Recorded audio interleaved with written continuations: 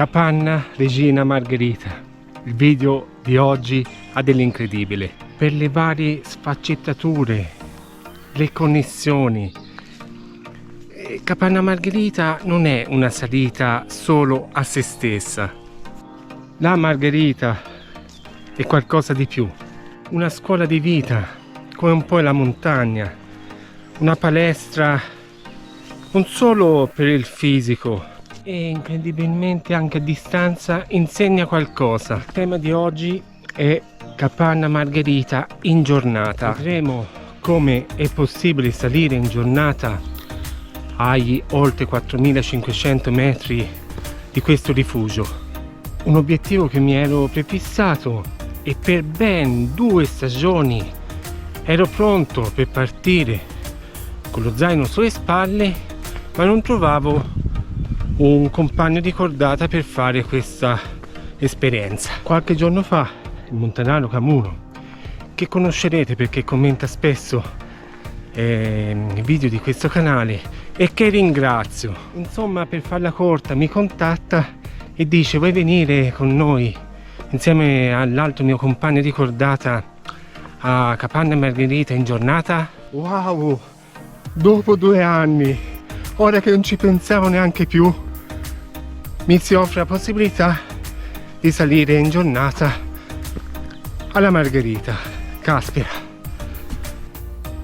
sento telefonicamente Montanaro Camuno e mi accorgo che praticamente non sono allenato come loro, quindi sorge, diciamo, un piccolo problemino e devo di cuore ringraziare Luca Montanaro perché mi si è aperto un nuovo mondo.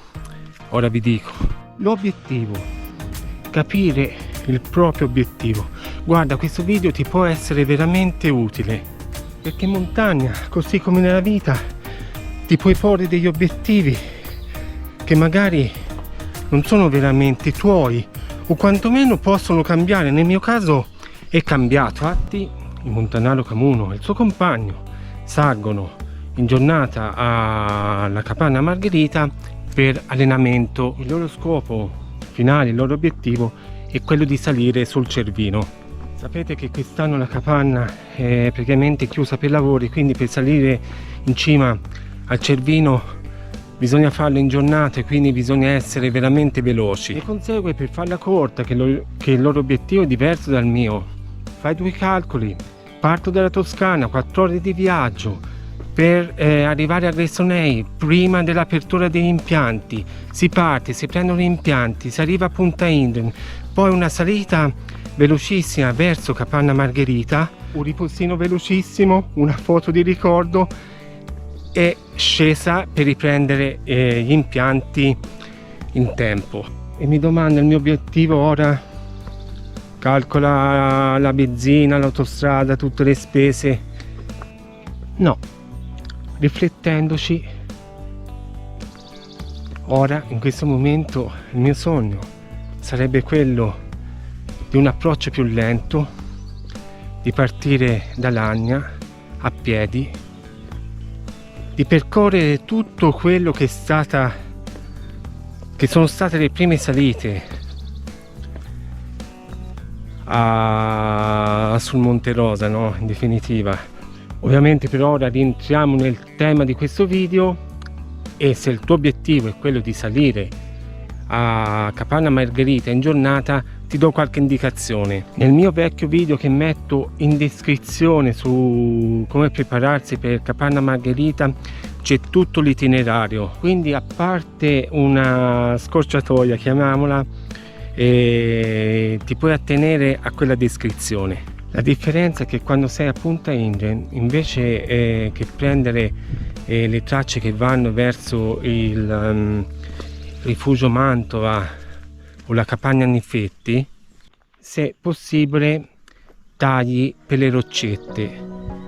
Questa traccia praticamente ti riporta sulle tracce che poi e partono dai rifugi che ho appena detto. Dopo è tutto uguale, superi il Colle del Lis fino alla Margherita. L'altra differenza è che quando fai la capanna Margherita in 2 giorni, quindi per notti ai rifugi, calcoli di arrivare ai rifugi per cena, quindi puoi partire anche nel primo pomeriggio, non la mattina. Mentre se vuoi fare capanna Margherita in giornata devi veramente vedere l'orario di partenza degli impianti e quelli di chiusura. In questo lasso di tempo te devi calcolare che dovrai affrontare un dislivello di praticamente di 1300 metri ad una quota abbastanza elevata, perché praticamente 500 metri sono praticamente sopra i 4000.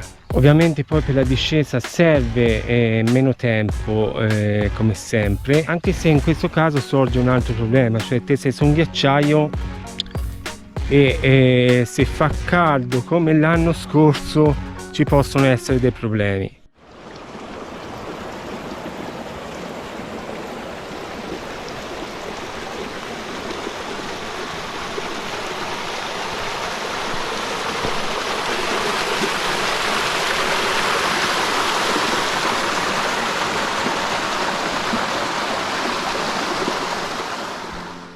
Infatti Luca giustamente ha pensato di fare questa impresa, diciamo, ora a metà giugno, con un clima che non è ancora mite, non è ancora caldo. Fortunatamente abbiamo avuto anche una primavera in cui ha nevicato abbastanza, quindi i ghiacciai ora stanno un pochino meglio rispetto a un inverno che è stato abbastanza drastico sotto il profilo neve. Quindi è fondamentale guardare la situazione meteorologica. Se entra l'anticiclone africano come l'anno scorso nei prossimi mesi, è meglio magari dormire a rifugio, partire la mattina prestissimo ed essere di ritorno non nelle ore più calde della giornata, quindi di anticipare un pochino. Metto il link in descrizione della situazione del ghiacciaio di Indren dell'anno scorso. Bene, credo che questo video ti sia utile. Gli obiettivi cambiano. L'importante è averli, seguire i propri sogni. Un abbraccio e buona montagna a tutti, come sempre.